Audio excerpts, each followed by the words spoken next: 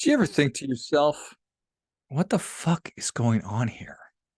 How does any of this even make any sense? Why is this happening? Yeah, me too.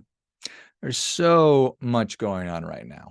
So much BS, so much good stuff, so much bad stuff. There's just so much stuff.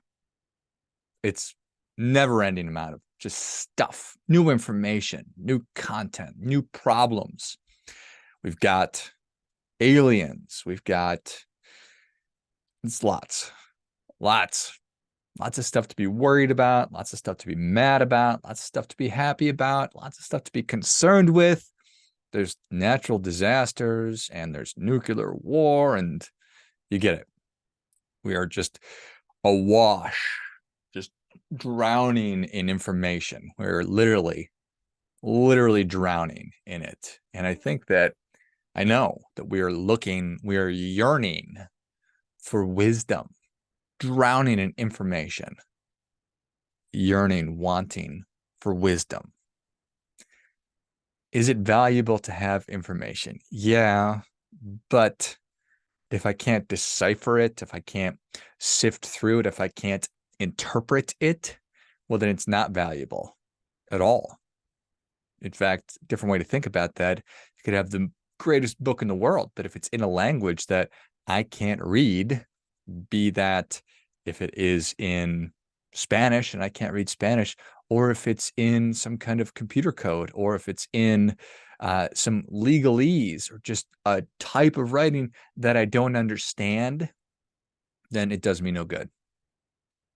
The value of the information is just not there. It's very low because I don't understand. So, wisdom not showing up. We're not finding it. So, what do? Just keep looking, keep wandering the hellscape that is social media, that is Fox News and MSNBC and everything else. Do we just keep doing that? Keep doing it? I don't think so. I think the answer to that question is no. I think that in a lot of ways we're looking in the wrong places.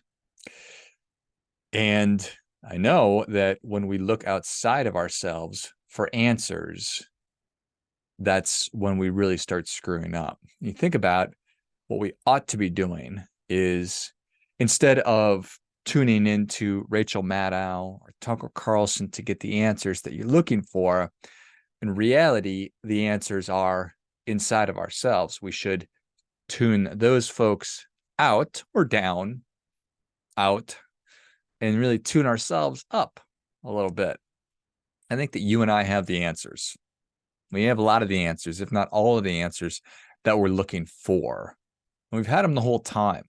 Maybe the dirty little secret or the reality. It's all in your head. The reality is, the truth is, your ability to figure out and to know what is wise, what is true, what is real. And that's really what I wanted to talk about is the value of writing is better thinking.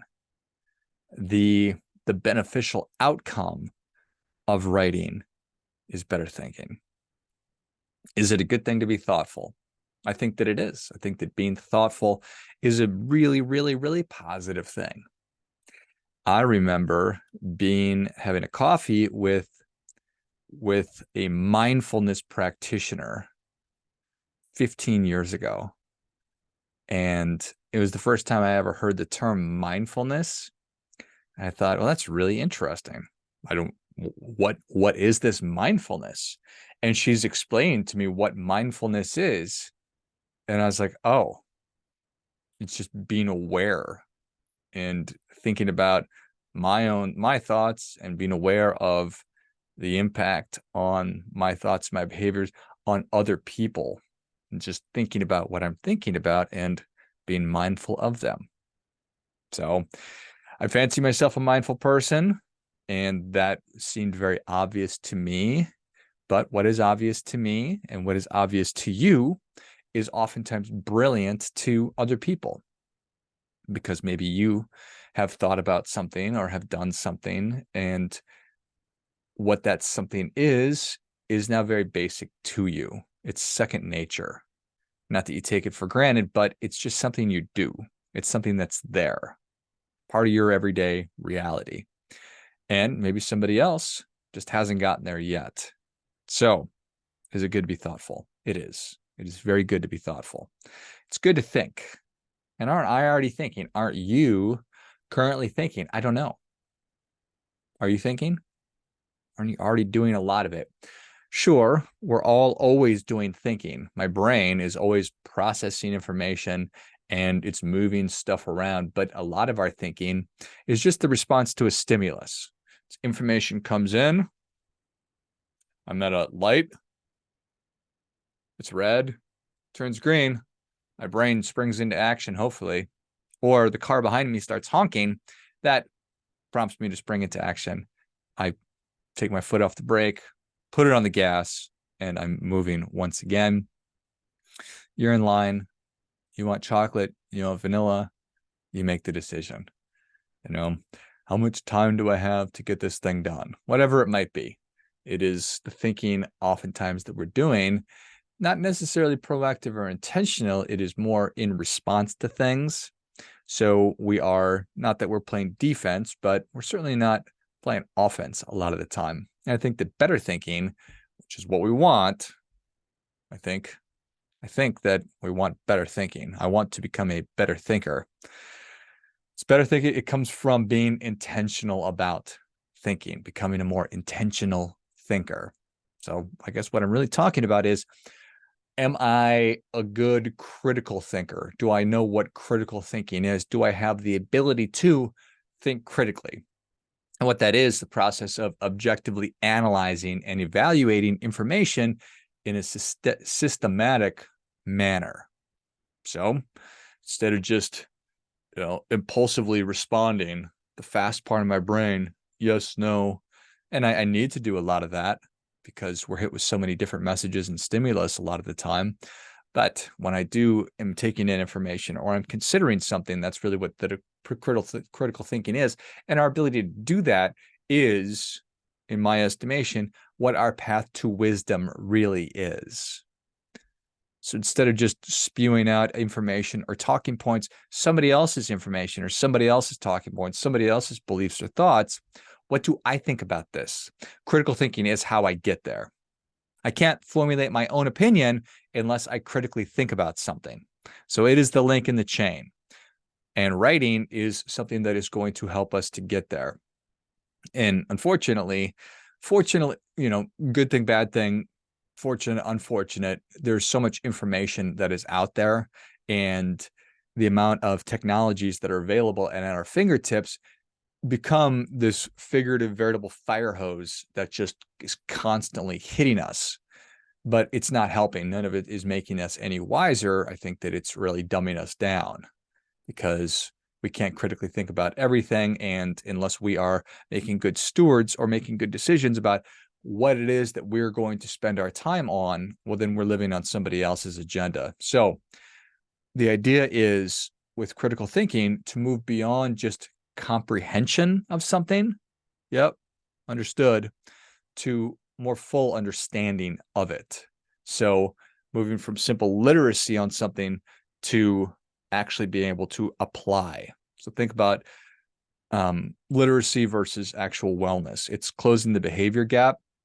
I intellectually understand something, but do I know how to actually put it to work in practice? Can I articulate this? Can I have a conversation with somebody about a topic, about something? Or am I just somebody's pulling a string on my back and I spit out talking points like politicians on TV or so many activists that you see on TV, just saying the same nonsense over and over again? It's like, okay, have you thought about any of this?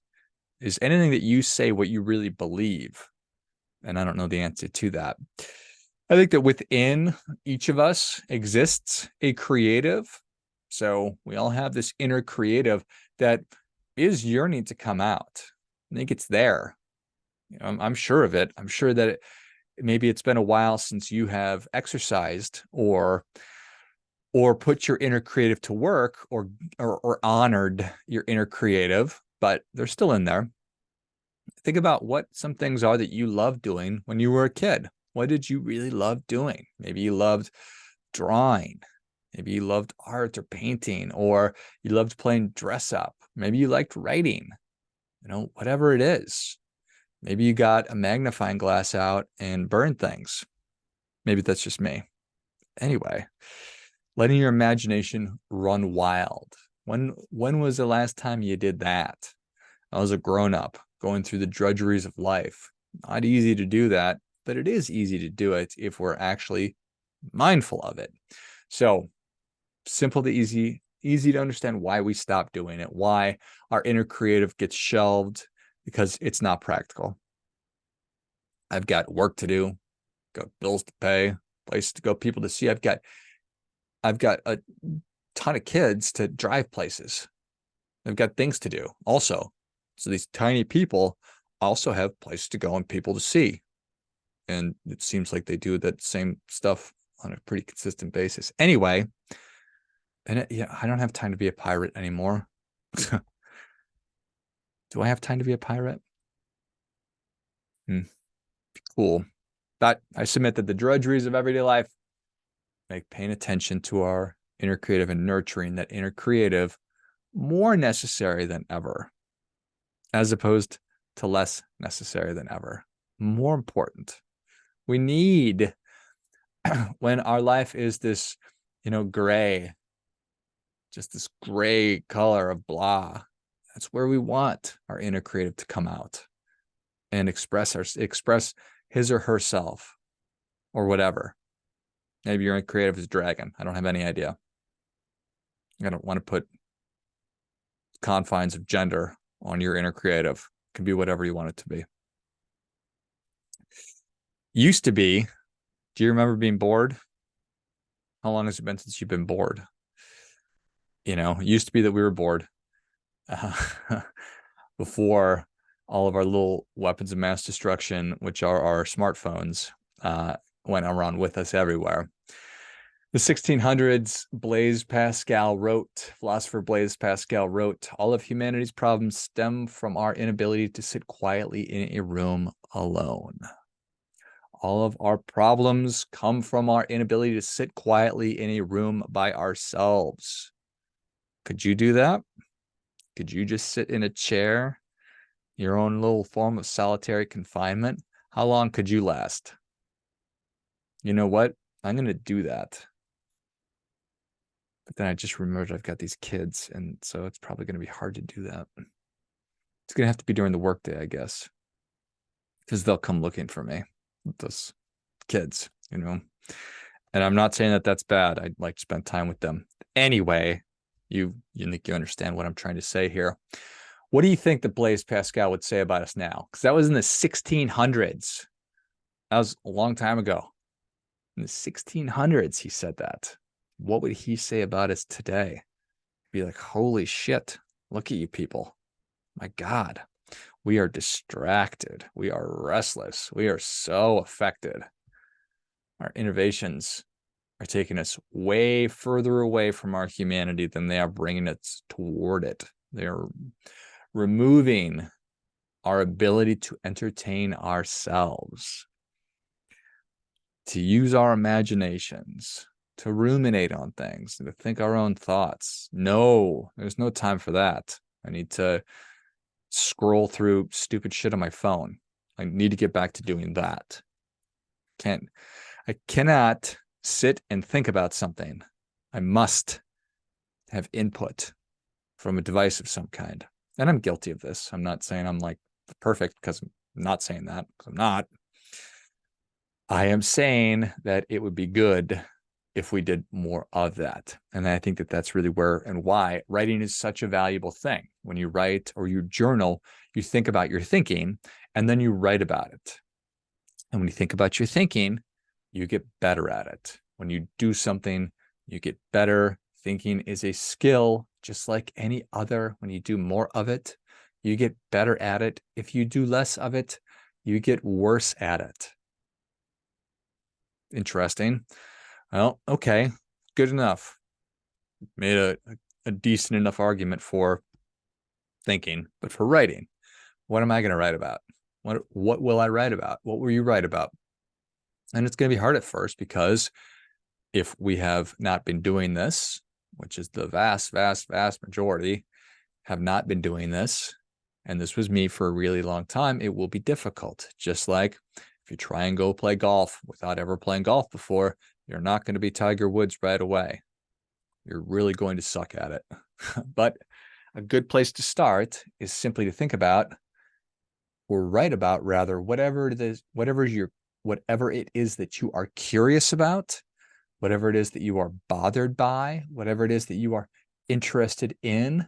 What would you like more of? What would you like less of? These are things that you can be thinking about and writing about. There is enormous value also in finding your voice. This is, again, a skill like any other. How do I express myself and my thinking, my opinions, all of these things? Critical thinking will help you to make up your own mind, will help you to develop your own opinions, and writing will help you to find your voice. Now, none of that means that you all of a sudden need to become an outspoken advocate or anything else. I'm not trying to make you an activist by any stretch of the imagination, but you'll be able to if that's something that you want to do. If you have a contrary opinion, which I hope you do, I hope that you are around people who think differently than you do. I hope that you're around people who think, and then I hope that you're around people that think differently, and then I hope that you and those people who think differently are able to have a conversation about it. And when we get closer to that, that's good. When we get further away from that, that's bad. And that's where we are right now, is that we have people here in the country that are so far apart on issues and on important things, but refuse or have the inability to engage in a conversation about it. So this will, thinking about what you're thinking about, becoming a more critical thinker, writing, that will position you to be able to do that. Being thoughtful is good. Being creative is fun. It's good. Finding your own answers and making up your own mind is as important today as it has ever been. Blaise Pascal would absolutely agree. So I'm really excited to have released the Purpose book. It is, the idea is designed to help you lead an examined and aligned life. And you will most certainly think when you read this book. It's less than 100 pages. You can read it in an hour and a half. It will get you thinking. It will give you so much to think about, so much to chew on. Also excited to be releasing the Lifeblood Daily Journal very soon. And the idea there is to help you create the habit of daily thinking and daily writing. So you find information on both of them in the notes. The only way to live how you want is to know how you want to live. The only way to know how you want to live is to think about how you want to live. You do your part by doing your best. The only way to do your best is to know what your best is. So it's a lot of circular thinking, chicken and the egg kind of stuff, but getting started with it, starting to utilize our most valuable skills and resources, which is our ability to think about things and to think about our own ideas and to consider other people's ideas and to be able to kill bad ones and to hold on and strengthen good ones. That's really what thinking is. There was that quote by Whitehead who talked about writing allows you to kill your bad ideas. Instead of me dying, my ideas can die. So I think that that's a good one too. And that's really what it is that I'm talking about. Well, I'm talking about a lot of things. The value of writing is better thinking. Better thinking gives us a better life, allows you to be your best, which allows you to do what I advocate and encourage everybody to do. So again, one more time, do your part by doing your best.